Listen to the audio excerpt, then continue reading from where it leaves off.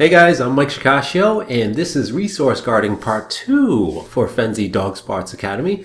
I'm excited to do this part. This one is going to dig deeper into the actual behavior modification for resource guarding cases. But first, I've got to give the disclaimer. If you're experiencing resource guarding issues with your own dog, please do seek the guidance of a professional that is experienced with these types of cases, someone that understands classical counter conditioning, differential reinforcement of alternative behaviors. Those are the kind of buzzwords you're going to be looking for when you're shopping around for trainers if you are not a trainer or if you're not experienced with working resource guarding cases. So, all right, let's jump right into this. First slide is about the keys to success here in resource guarding. Of course, many other factors play into our training, rate of reinforcement, high rate of reinforcement, and criteria and timing. But with resource guarding cases, I find these 5 the most important. So distance is how far the stimulus, the provocative stimulus for the dog is from them. So it could be the person approaching the food bowl. It could be the other dog approaching them when they have a bone. Distance needs to be created and to set the dog up for success. The closer you get to the resource, you're starting to breach what's called the critical distance for dogs. And that critical distance is how close you are to the resource, at which point they would display the aggressive or undesirable behavior. So we want to make sure we're always aware of distance and set the dog up for success by always having enough distance when we're practicing and slowly decreasing distance over time as we're seeing success. If you watched the last webinar, you will see how we use body language as a barometer for measuring success and progression. Intensity, that's what the person is doing. So it could be the person reaching very quickly or moving very quickly towards the dog when they have a resource. That's more intense than if we do it in a slower manner or at a distance that allows for us to add in those layers of intensity. Something like somebody stumbling out of the bathroom at 3 a.m. near a dog that is half asleep. That's going to be very intense for that particular dog if there's a resource involved. So keep those things in mind when you're crafting your behavior mod plans, because high level intensity is going to make it much more difficult. Variation is important. So we can practice, really what we do practice at first is setting the dog up in one particular context. So if it's a dog guarding its food bowl, we have a person approach from 10 feet away at the same angle. That's how we start typically, or 15 feet or 30 feet or whatever the distance needed for that particular case. But you want to have variation, because we could get very good at approaching from 10 feet away from that angle in the kitchen. But if the dog has another resource in the living room and we're approaching from a different angle, we haven't added that variation to generalize that particular context or that particular type of situation. So we want to make sure we're varying our routines and our approaches and our speeds, our intensity. We need to have all those variations in play before we can kind of declare that we're making progress in the right direction. Value. What does the dog have and how much do they value it? That is going to vary significantly based on each case, and we have to measure that. Now, one of the things we need to do is make sure what we're using to change the dog's association is of higher value than what the dog has. And I'm going to talk more about that in a minute. And then maintenance. We have to maintain this behavior change over time. And so making sure we concentrate on sometimes still working on it for the rest of the life of the dog. Every once in a while, we want to maintain this nice behavior change that we make in a resource guarding case. One thing I would say is that of all of the types of aggression cases I find resource guarding cases the most, I don't want to call them simple or straightforward, but I find them the least complex versus some of the other types of cases, with the exception of intra-household dog-dog resource guarding. But when it comes to dog-to-human resource guarding, I find it's the behavior modification is often very similar. And as long as you keep those criteria, those keys to success in mind, you can often be very successful in these cases. So to give you an example of that, I've got a little story here about, I was just giving a talk in a conference in Mexico City, and one of the attendees came up and he spoke English, pretty well, but there was still some language barriers there. And he was explaining to me about the dogs he handles. He takes care of the police dogs, and he goes in and feeds them. And one of the dogs has a history of guarding the food bowl and his kennel area. And he says, "Well, Mike, what should I do?" He literally was bitten in the face, requiring stitches, and also bitten on the hand, I believe, hand or forearm, by this dog, just trying to feed the dog and get into the kennel. And he asked me, "Well, Mike, what should I do? I need to figure out how not to get bitten by this dog." And I felt really bad. I'm like, wow, that's some dedication to your line of work. You're getting bitten pretty badly there. And so I said, okay, I'm going to give you a very simple but straightforward plan. And I'm going to try to explain it as well as I can, because I know your native language is Spanish and I'm speaking in English, so we're going to try to work this through. So I spent about 5 minutes kind of walking him through this behavior plan. I said, "This is what you're going to do." And, this was all done, in the middle of a conference, in between talks, and for 5 minutes. And so he took what I said word for word, and he carried it out. So he sent me this nice before and after video of this German Shepherd.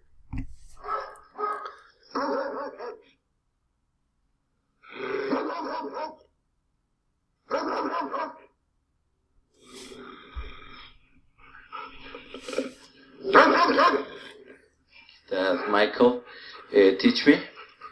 I want to take off the bow, and this dog show aggression. I will give him a treat because he go away from the door. Come on.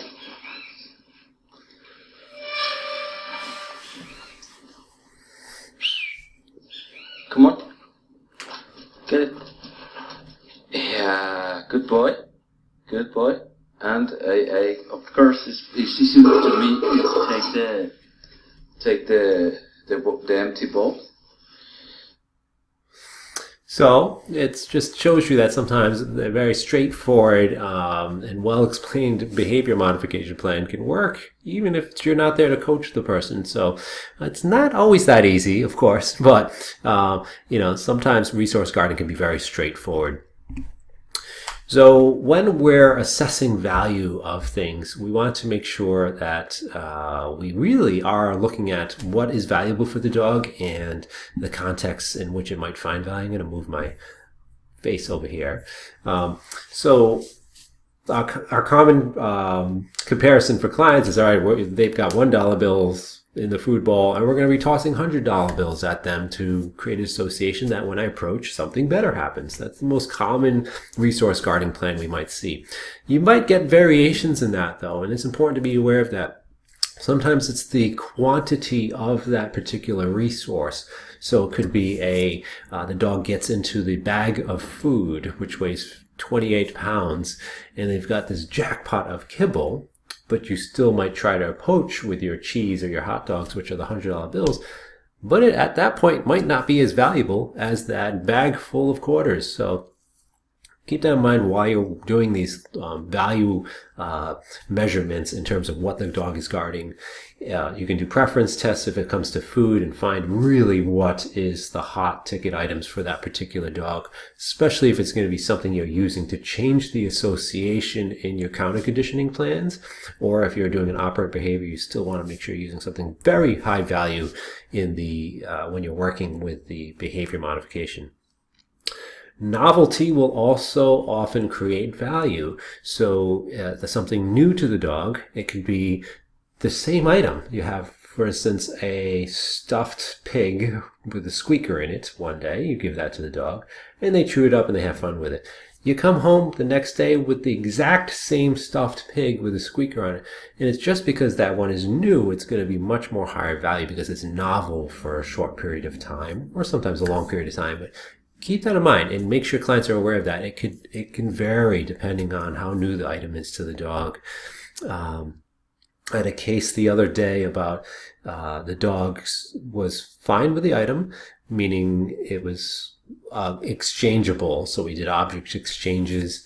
And once it started to shred, so anything like one of those fire hose toys or stuffed animal, once it started to get that shredding aspect, boy, did it bump up the value for that dog.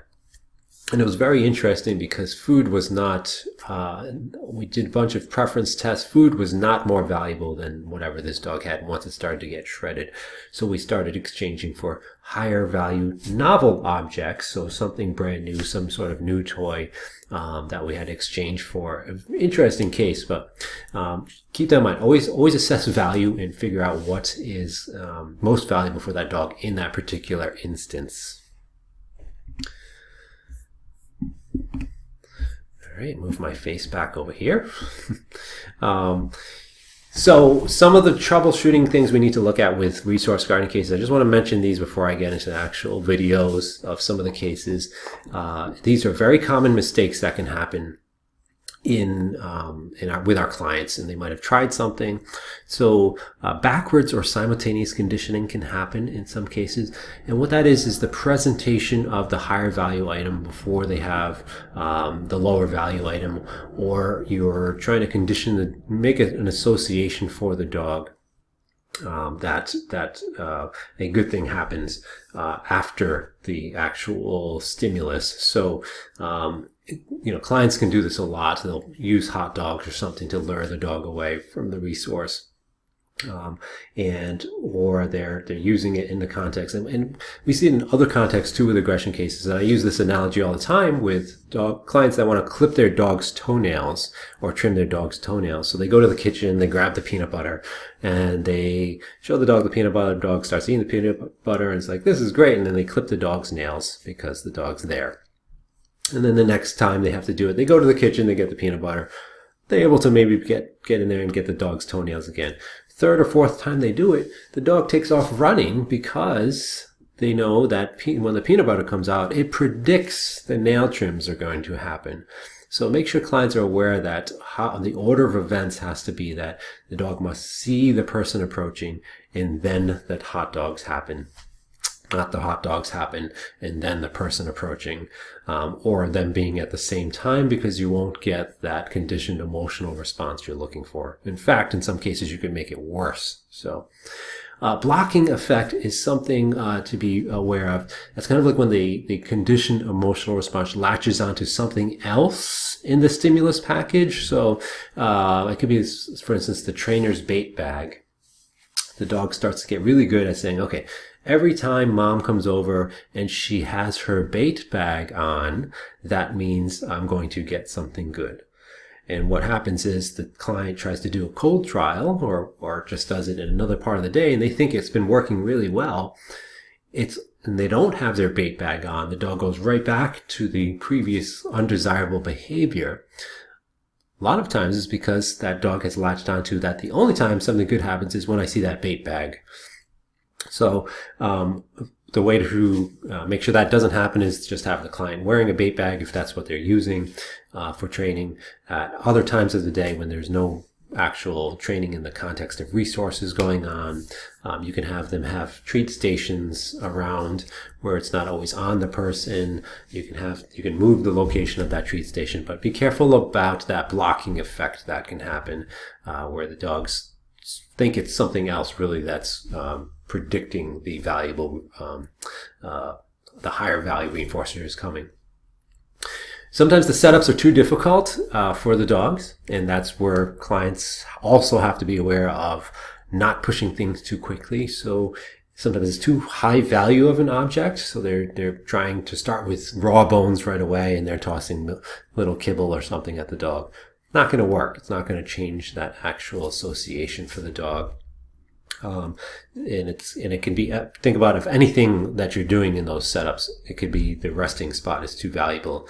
And then if you watch the first webinar, we talked about motivating operations and what can make it more valuable in that moment. So a tired dog that has been at dog daycare all day and is really sore and tired and is on its dog bed, which it also guards, that dog in bed is much more valuable because of those establishing operations of being tired and just wanting to rest and relax. So make sure you're setting the dog up for success by not adding in too many layers of difficulty. Distance is too close sometimes. Sometimes the owners get too close in that case. Sometimes if it's a dog guarding the owner, think about that in relation to how if it was just any other resource. So a dog that actually does guard the owner and they're too close to the owner, you're adding in the much more, it's almost like have the bones much closer, the food bowl is much closer. Sometimes you can play around with the distance between the owner and the dog and the person approaching. So that can help shift some of that difficulty factor towards your favor. Make sure the setups are done in a way that's going to be successful for the dog. And then also look at what's called the warm-up factor. And that's just, sometimes you have a dog that you're starting the first part of the session and they might be a little cold, meaning you're just starting with a couple repetitions of approach and tossing treats. Sometimes you need to warm the dog up, meaning the dog's like, oh, okay, I remember this process. Okay, yeah, that's right. You can come over and get closer now because I know it predicts good things. Because sometimes you cold trial it and you try to do another session and the first time you approach, the dog hasn't been warmed up yet in the sense of it hasn't gotten into that context. Your goal is to get rid of having to deal with that warm-up factor because you've done enough moving towards that CER, that conditioned emotional response happening. Just be aware of that as you move along and make sure the client doesn't feel like, this is not working because you have that warm-up factor involved. Okay. For generalized guarding, just a little note on this. Just make sure, again, you triage what is most important for that client, what's most important for them to start changing first, especially if it's something the client can't manage well. So, if it's like bones and food bowls, those can be managed well. But if it starts to become location guarding or people guarding, you might want to focus on that first, even if it's slightly more difficult. Oftentimes you want to start with the easiest thing to modify the behavior around. So for instance, the food ball or something that's not super high value can be modified more quickly, and then the client can get successful at that and apply the same concept to other resources.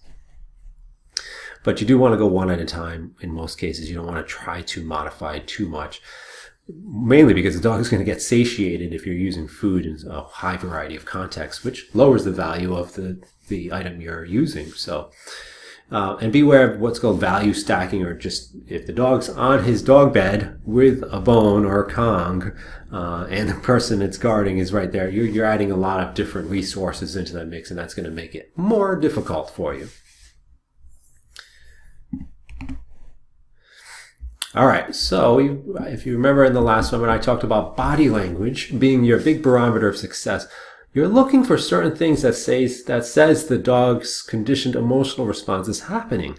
So you want to not just see the dog lift up its head out of the food bowl, you're looking for how the dog is lifting its head up out of the food bowl or away from the resource or leaving the resource. You're looking for all these indicators listed there, soft eyes, relaxed wagging tail, sometimes it picks up in speed. Loose body language, not stiff, open mouth. So all of the opposites of what you would see in a dog that freezes over the food bowl, closed mouth or agonistic pucker, ears flat, stiff tail, hard eyes, or sort of like those concerned eyes, whale eye, all of that stuff. It should look opposite of that. That's when you know you're making progress and you're establishing that conditioned emotional response because you're seeing it in the dog's body language. Here's a great video of a trainer in my area. She was working with a client. She was gracious enough to send this video to me, but it shows a great CER already happening with this shepherd.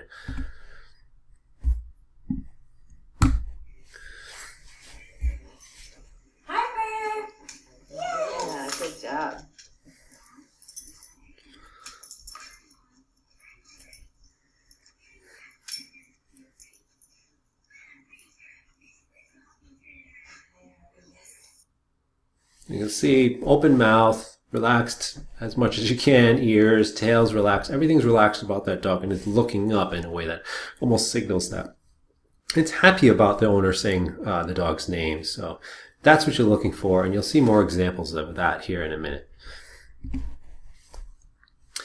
All right, couple other tricks here for football guarders, and because football guarding can be difficult, especially if you have a dog that inhales things very quickly, so you have like 5 seconds to practice for that one trial. So if you use a slow feeder, that can slow things down so you have more time to actually practice. You can add more trials and repetitions to approaching and tossing treats, tossing things into the ball at different angles. It's going to give you more duration to it.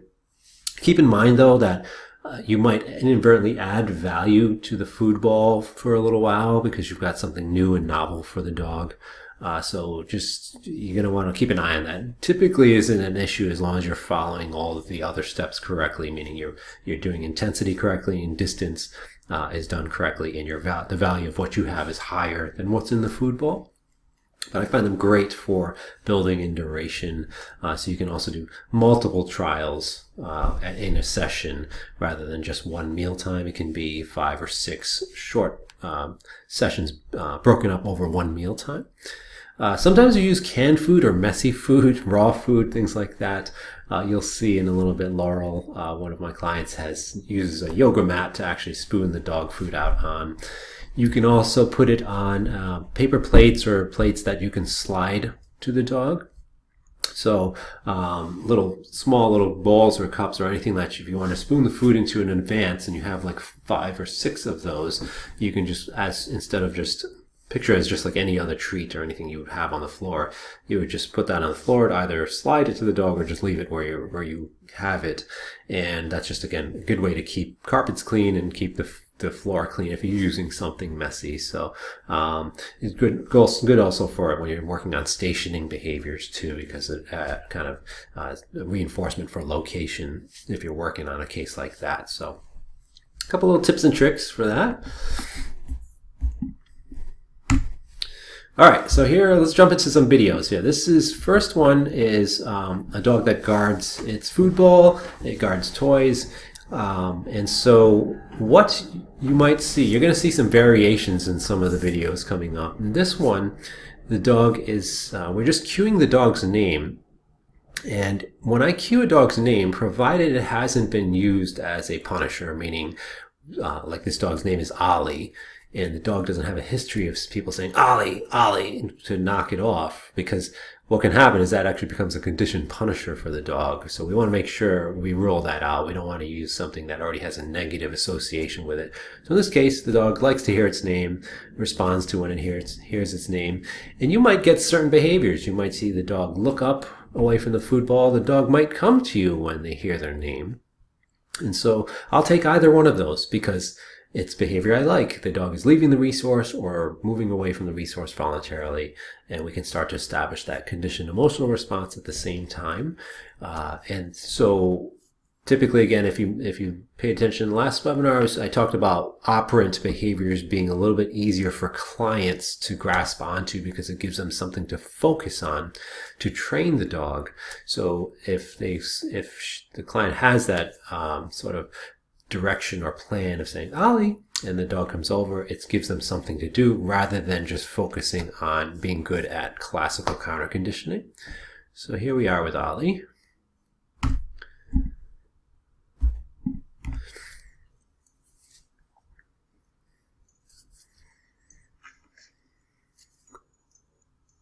Ollie.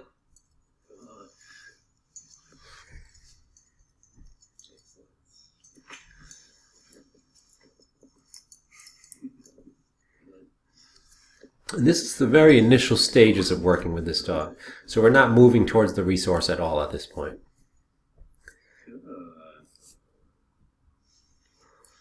So even if you don't ask for it, and it doesn't, still reward. Ollie. Good boy.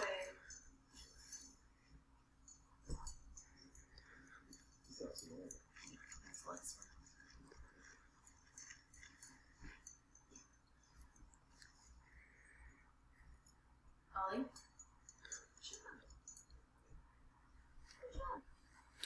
So kind of stage one of how we would work with the football guard, just using the name to cue the dog away from the football. If the dog lifted its head up out of the football, we can toss a treat towards the football. Or if neither of those happen, you can still toss treats near the football because we want the dog to start looking for those treats, even if there's no lifting up of the head up or walking away from the football.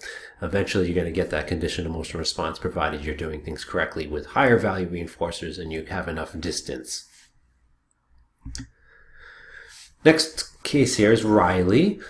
This was an interesting case. This dog had a severe bite history, level 3, close to level 4 to the male owner.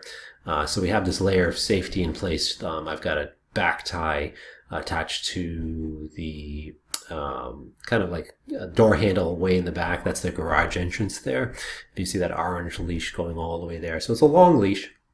It just prevents this dog from leaving the food ball. And that's one of the things that this dog has a history of, is actually using aggressive behavior after leaving the resource. So most dogs, they'll be near the resource, and that's when they behave aggressively as you approach or get near it. Some dogs, though, will actually leave the resource to go after the person or bite the person at a great distance. And that's rare, but be aware of those cases. And in those cases, you want to use some sort of safety layer like a back tie. And I don't have a harness on this dog because we didn't have one available that day. So he's on just a flat collar. But again, I recommend using a harness in these cases whenever possible. So we got a slow feeder ball here, and you're going to see some of the clients working with this dog. We're tossing reinforcers towards the dog to start to develop that initial CER.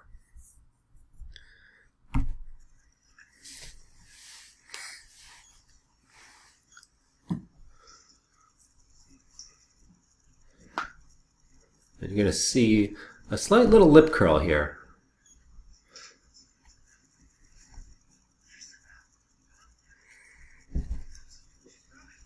So there's your barometer that says we're getting too close. So I instructed the client to move back just a few feet as she's tossing treats.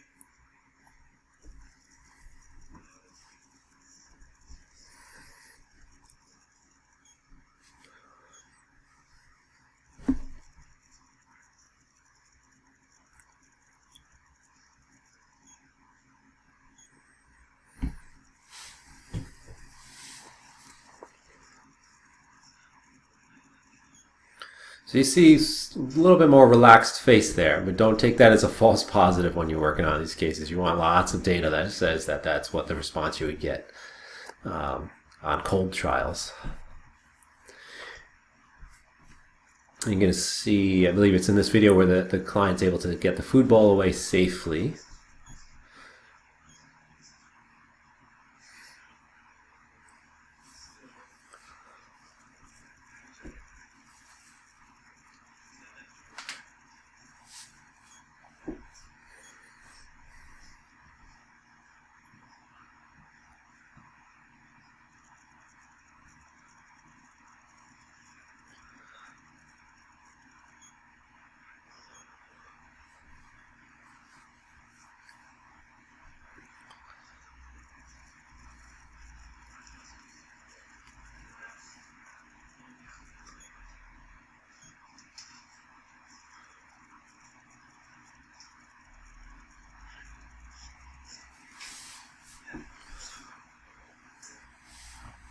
So by throwing the treats in the back there, she's able to pick up the food ball. Now, in severe cases, you'll also want to actually, so you can go into the garage and you actually pull the leash closer and remove the leash from that direction after picking up that mat as well. So even the mat or being in that location after the dog has eaten everything can still play a role in the resources. It can still, like, it's almost as if the dogs would say, well, what else is there? Is there maybe a little crumb of cheese or something still there? So by using that back tie, you can easily just reel her in so she's closer to you while you kind of clean up that area, and then you're able to release the leash rather than trying to do it in that particular spot. So just a little extra side note on safety there. All right, here's a little update on Riley. This is, you can see some changes in her behavior. Back tie is no longer necessary because she had done a lot of work with her at this point.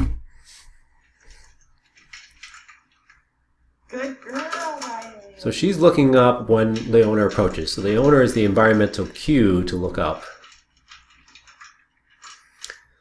Good girl, bro. Good girl. And this is just a little, I wasn't there for that session, just a little update from the client. If you're taking videos, turn your phone that way if you're ever going to send me anything in the future, just because you can see more. But she gave me a great update there.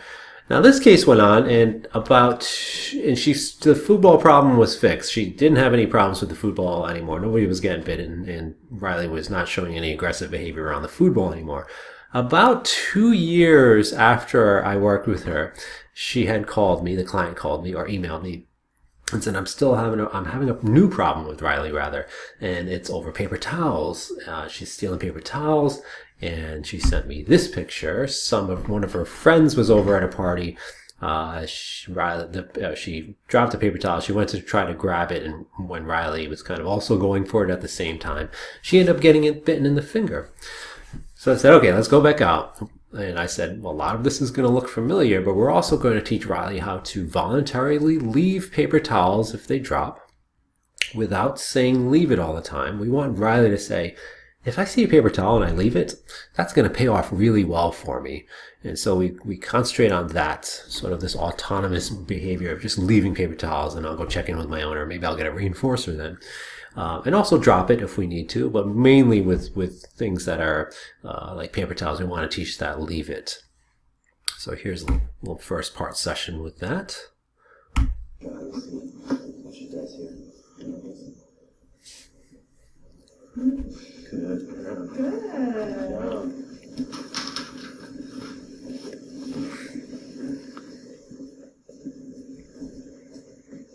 Good girl. Good job.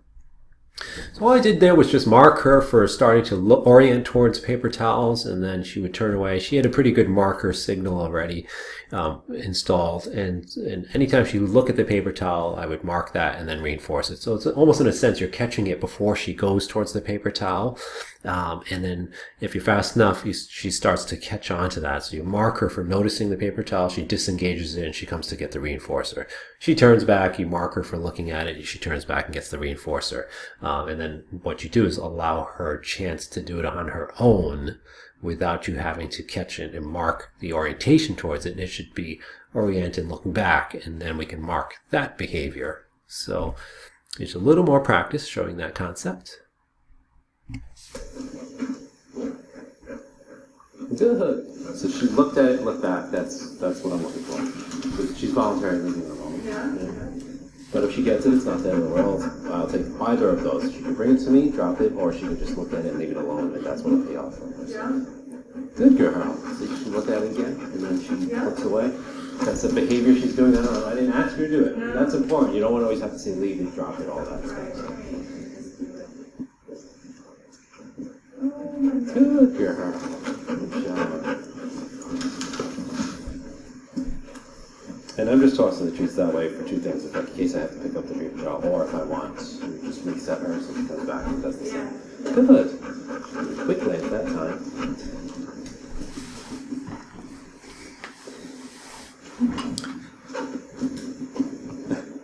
Just bring the treat back. Okay, it's over there. It's over there. Good. Good girl.